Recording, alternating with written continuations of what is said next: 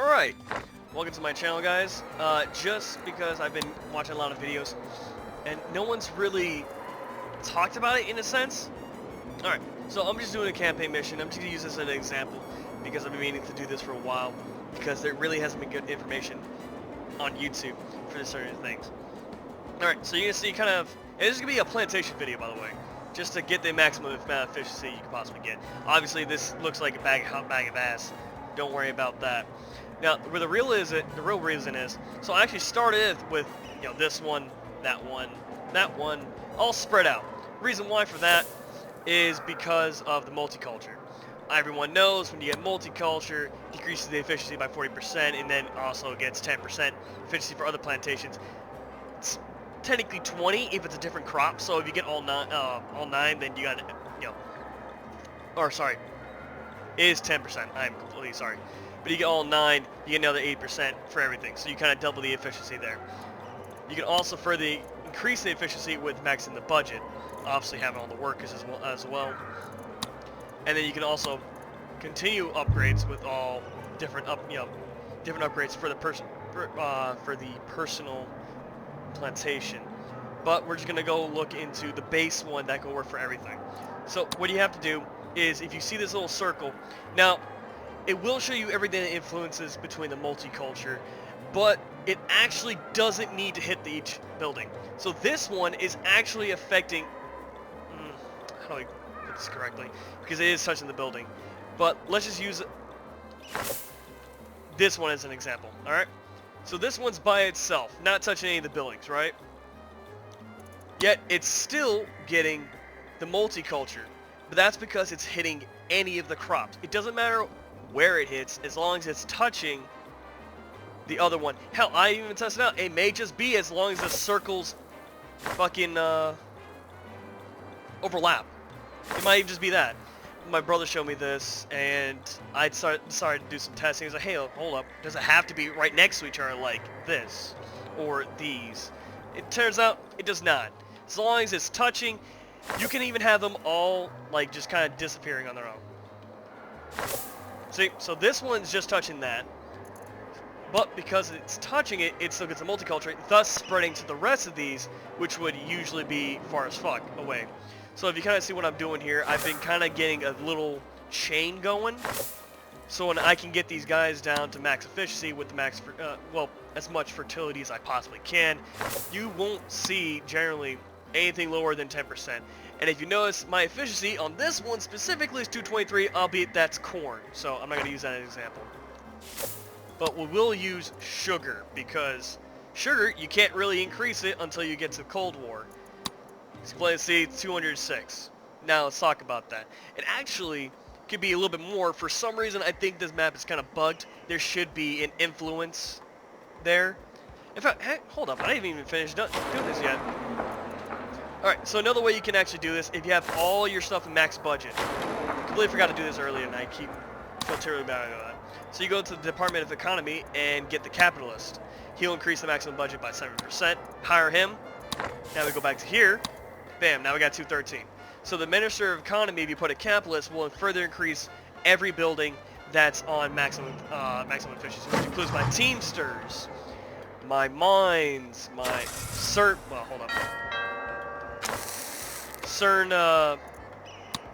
factories I have.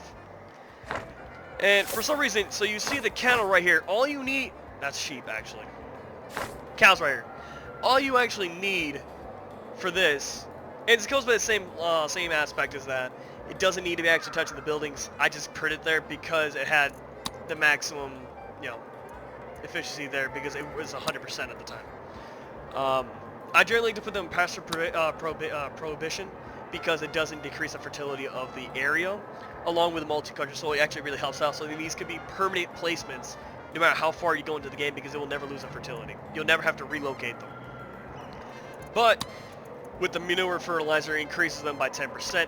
I don't know why it's not affecting all of them, but as you can plainly see, it's affecting some of them. See? I don't know why it's doing that, but we'll just use the coffee.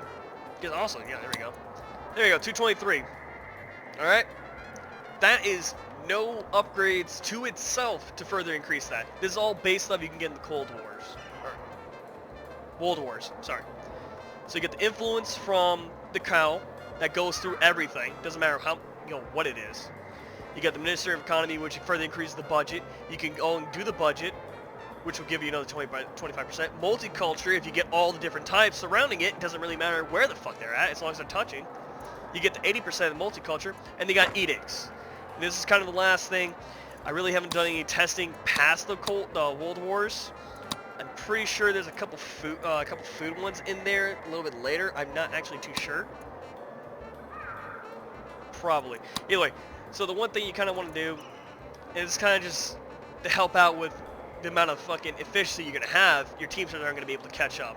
So like this thing's already holding fucking 1,600. I have Teamsters quite everywhere.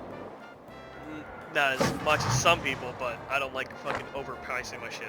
But yeah, so you get some of those edicts, and advanced boat services will actually help out with other shit. It won't really actually help out with the Teamsters here, but it will help getting all the load out, and thus also getting you more money. So it helps out with your Teamsters to kind of bring them to the dock so they don't get full all the time. But the real ones you're looking for, alright? Prohibition and agriculture societies. Agricultural societies increase the efficiency of all agricultural buildings by 30%. Yes, it increases the upkeep by 45%, but you're making 30%, which can then go and fuel your economy even more with textile farms and canneries and stuff like that. So you're really making more bang of your buck by doing this. So it's really good to kind of have in a sense. And then prohibition. It's kind of like a good one because the main issue with this game is the entertainment buildings. They're always just getting filled.